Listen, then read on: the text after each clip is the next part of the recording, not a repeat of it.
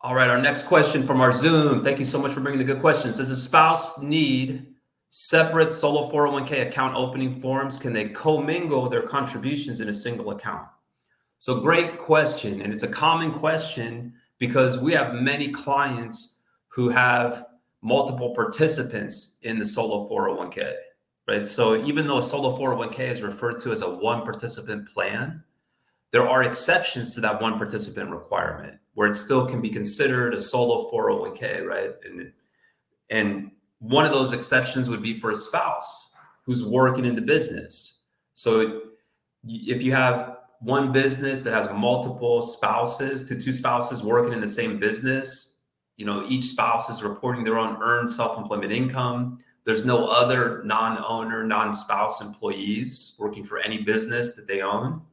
Then those two individuals could set up a solo 401k plan. It would be one plan, one fee, but each spouse, each participant's 401k funds would need to be held in separate accounts.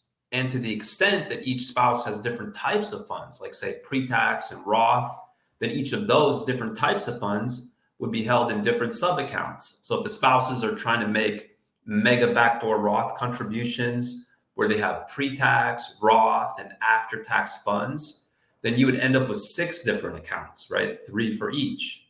So yes, it's important that the spouses keep their funds, and it's required that the spouses keep their funds in separate accounts. They cannot commingle their contributions in a single account.